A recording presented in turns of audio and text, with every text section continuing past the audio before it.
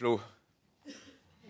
Oui, je remercie l'intervention légèrement provocante de Michael Fossel parce que je pense qu'elle est justifiée pour une double raison. Je ferai le lien entre la publicité des avis du Conseil d'État et les études d'impact. Je pense que de plus en plus, le législateur a tendance à vouloir objectiver ses décisions, c'est-à-dire être sur une position centrale et dire qu'il est là par pragmatisme pour l'intérêt général et parce que c'est la meilleure chose à faire. Ce qui est la position la plus confortable pour un politique, c'est de ne pas assumer un choix, mais de dire que c'est ça qu'il faut faire. Et je pense que d'ailleurs, c'est une des faiblesses de notre débat politique du moment. Et la meilleure manière de le faire, c'est de se couvrir.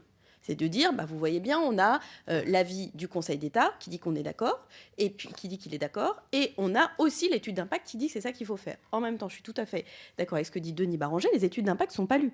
Parce qu'aujourd'hui, nous sommes en cours de lecture de la loi de transition énergétique. L'étude d'impact de la loi de transition énergétique dit que si cette loi est adoptée, nous allons vers la fermeture de 24 réacteurs dans notre pays. Normalement, ça aurait dû faire sauter tout le monde au rideau. Non.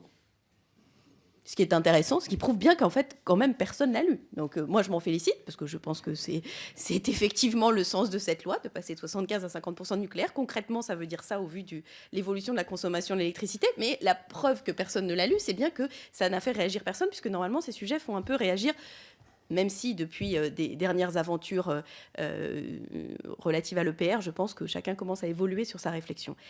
Petite blague à part, mais très sérieuse. C'est-à-dire que moi, je suis complètement d'accord avec ce que dit Christine Lagarde sur la publicité des avis du Conseil d'État et du fait qu'on le vide de la substance. Pourquoi ?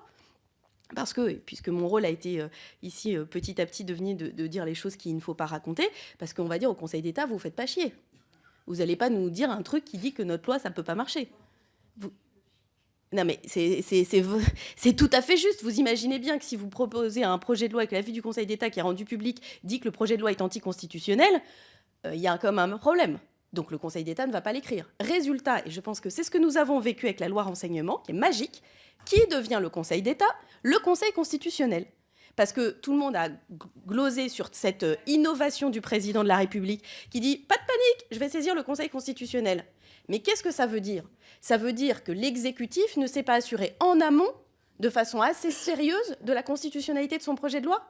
Enfin, moi, je veux bien qu'on fasse semblant et qu'on se cache tous derrière son petit doigt, mais c'est quand même invraisemblable. Honnêtement, c'est invraisemblable.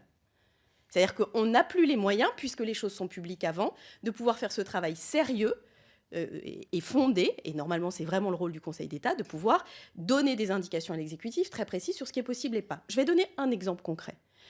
Sur la loi Allure, il y a eu un certain nombre de dispositions qui font débat sur un principe constitutionnel très fort, qui est celui du droit de propriété, qui s'oppose au droit au logement, mais la constitutionnalité du droit de propriété en France est supérieure à celle du droit au logement.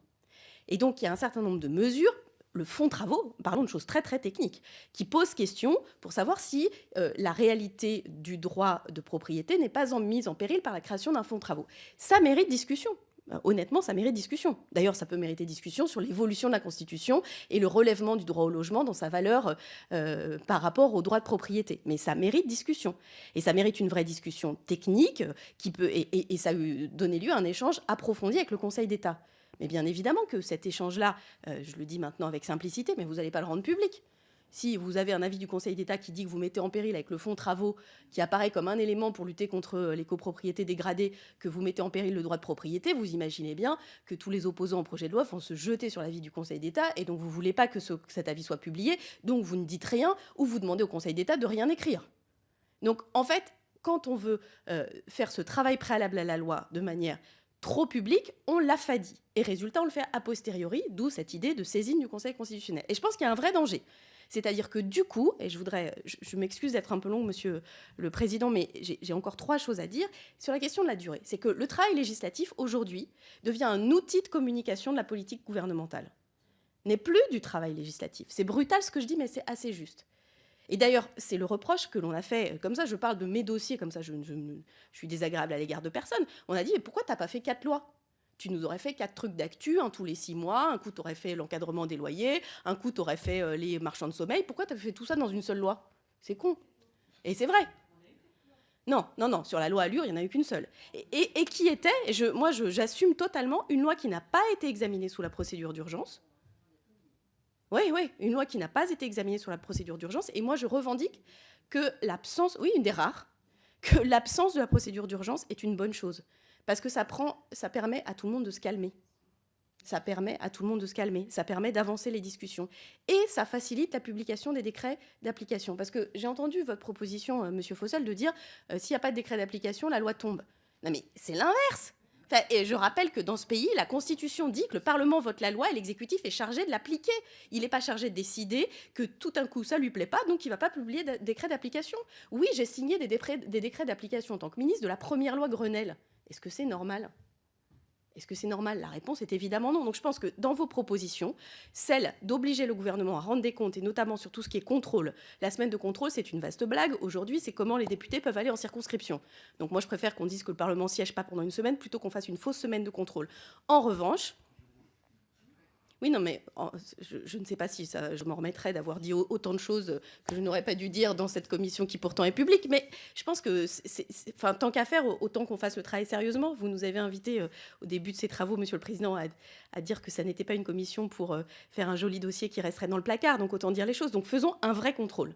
Et effectivement, demandons des comptes à l'exécutif sur la non-publication des décrets. Et si d'ailleurs ce sont des lois qui n'ont pas vocation à être traduits par des décrets d'application parce qu'on les a votés parce que c'était un acte de communication, vous verrez qu'à la fin, on ne les votera plus s'il faut absolument publier des décrets. Donc moi, je pense que le contrôle du Parlement devrait se resserrer sur un sujet et un seul, la publication des décrets. La publication des décrets, c'est-à-dire la mise en œuvre effective des décisions législatives votées par le Parlement. Aujourd'hui, d'ailleurs, on a accepté l'idée que quand un gouvernement ne veut pas mettre en œuvre une loi, il dit « je ne publierai pas les décrets ». Mais ça n'est pas permis de ne pas publier des décrets. Ça n'est pas eu un acte de l'exécutif envisageable. Enfin, dernier élément sur la question des ordonnances. Je pense qu'on est totalement en lien avec cette question de travail législatif comme acte de communication. Puisque ça devient un acte de communication et d'action politique, il faut que ça aille vite. Et donc les ordonnances, c'est moins, beaucoup disent, c'est pour déposséder le Parlement. Non, c'est pour que ça aille plus vite. L'idée permanente est de dire qu'il faut que ça aille vite, parce qu'entre le moment où on l'annonce et le moment où on le met en œuvre, il peut courir, et surtout si on n'a pas la procédure d'urgence, des mois et des mois.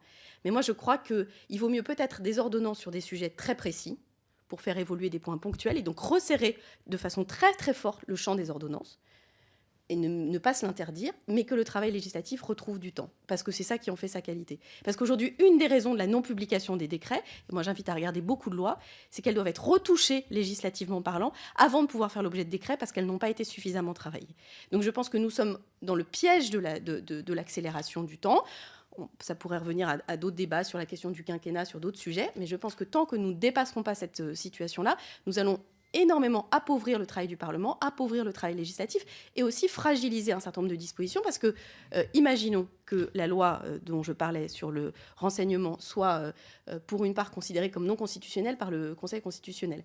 Ça voudra dire que le processus maintenant c'est de voter en urgence, quasiment de fait sous le régime du 49.3, de se faire taper par le Conseil constitutionnel et de recommencer. Enfin, on voit bien que là, on a un problème, pour le coup, de fabrique de la loi. Et enfin, juste, j'ai deux questions à vous poser. La première sur resserrer, cette proposition de resserrer le travail de contrôle sur la publication des décrets. Et la deuxième, sur tout ce que vous dites sur les études d'impact. Moi, j'ai un vrai sujet qui rejoint totalement ce qu'a dit Mickaël Fossel sur l'évaluation ou l'élaboration multipartite des études d'impact. C'est-à-dire et qui rejoint un débat que nous avions eu sur la concertation en amont. C'est-à-dire que si les études d'impact, c'est uniquement le travail de l'administration, et donc, pour là aussi être sans aucune langue de bois, la demande que fait le gouvernement d'avoir des études d'impact qui montrent que le projet de loi est bon, est-ce que vous me trouverez un projet de loi avec une étude d'impact qui dit que le projet de loi n'est pas bon ? Je vous mets au défi. Donc d'avoir une participation plus diversifiée à la réalisation des études d'impact qui permettrait, de mon point de vue, de remplir ce travail de concertation législative préalable qui me paraît plus utile que les moments de radicalité qu'on vit au moment de la lecture des textes avec des amendements qui arrivent de ci, de là. Et notamment, ça je pense que c'est une pratique qu'il faudrait vraiment limiter, les amendements gouvernementaux. Parce qu'aujourd'hui, l'urgence, ça fait quoi ? Ça fait qu'on n'a jamais vu des projets de loi avec autant d'amendements gouvernementaux qui arrivent parfois la veille pour le lendemain, dont certains font 2 pages. Enfin, quand on y réfléchit, il y a quelque chose. Et donc, techniquement, est-ce qu'on ne peut pas limiter le recours aux ordonnances sur des champs très précis ? Moi, je ne suis pas pour leur surpression. Deuxièmement, l'élaboration des études d'impact pluripartite, votre avis. Et troisièmement, le fait de limiter, comme on a fait le recours au 49.3, de limiter par session le nombre de recours à la procédure d'urgence pour l'examen des textes, à un certain nombre de textes qui conduiraient à choisir et à sélectionner les textes sur lesquels on a recours à la procédure d'urgence. Merci, Cécile.